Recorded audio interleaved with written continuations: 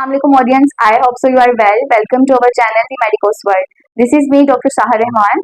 आज हम बात करेंगे स्नोरिंग के बारे में. स्नोरिंग यानी खराटे. खराटे किस वजह से आते हैं और किन लोगों में ज्यादा आते हैं. खराटे आते कैसे हैं? हमारी जो एयरवेज यानी सांस की जो नाली है वो किसी भी वजह से तंग हो जाए, हवा गुजरने में मुश्किल पैदा हो, तो उस दौरान ये होता है कि जो हमारे गले के टिश्यूज हैं वो वाइब्रेट करते हैं, तो वो लाउडली वाइब्रेट करना शुरू करते हैं, क्योंकि जब वो रास्ता तंग हो गया है तो हवा को अंदर जाने में ज्यादा मुश्किल आती है. तो उस दौरान वो एक आवाज जो है ना वो लाउड हो जाती है, तो उसको वो वजह बनती है खराटे की. अब सेकेंडली हम बात करेंगे कि वजूहात क्या बनती है. तो इसमें बहुत सारी इसकी वजूहात हैं.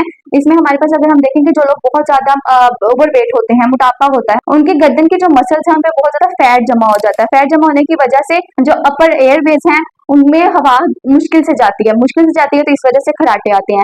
या वो लोग जो स्मोकिंग और अल्कोहल का इस्तेमाल ज्यादा करते हैं, तो अल्कोहल और स्मोकिंग मसल्स को रिलैक्स कर देती है.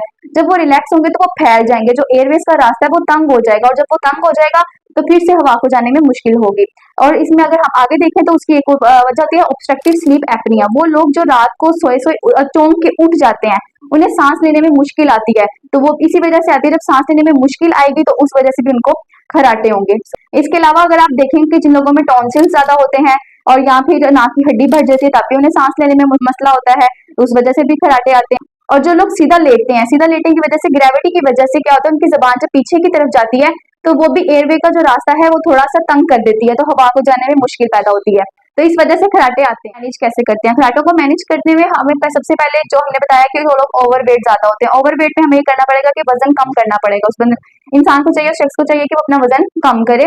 और या अगर ऑब्स्ट्रक्टिव स्लीप एपनिया तो उसे डॉक्टर से कंसल्ट करना चाहिए. टॉन्सिल्स हैं या नाक की हड्डी बढ़ी हुई है तो उससे भी डॉक्टर से कंसल्ट करके आप उसको बेहतर करें. जो लोग सीधा लेटते हैं उन्हें चाहिए वो करवट के बल लेटें और स्मोकिंग और अल्कोहल का इस्तेमाल ना करें. होम्योपैथिक रेमेडीज भी हैं जो खराटों को क्योर करने में मदद देती हैं. वैसे तो खराटे जो है ये अगर एक्यूट कंडीशन में कुछ लोगों को कभी कभी आते हैं, जैसे थकावट की वजह से भी आ सकते हैं, कि अगर वो थकावट की वजह से गहरी नींद हो जाते हैं तो तब भी हमारे जो मसल्स हैं ना वो रिलैक्स हो जाते हैं, तो फिर से वो एयरवेज का रास्ता जो है ना वो तंग हो जाता है, तो हवा मुश्किल से गुजरती है. लेकिन कुछ लोगों में कंडीशन क्रोनिक स्टेज पे चली जाती है, तो उस दौरान उन्हें मेडिसिन लेनी पड़ती है. तो कुछ होम्योपैथिक रेमेडीज हैं जो इसको ट्रीट करने में मदद देती हैं. तो उनमें हमारे पास हैं ओपियम, सेम्ब्यूकस, पल्स्टिला और लेमनामाइडर. तो ये कुछ मेडिसिन हैं जिनकी मदद से आप खराटों को ठीक कर सकते हैं, लेकिन इनको डॉक्टर से कंसल्ट किए बगैर हरगिज यूज ना करें. मिलते हैं अगली इंफॉर्मेटिव वीडियो के साथ. तब तक के लिए अल्लाह हाफिज.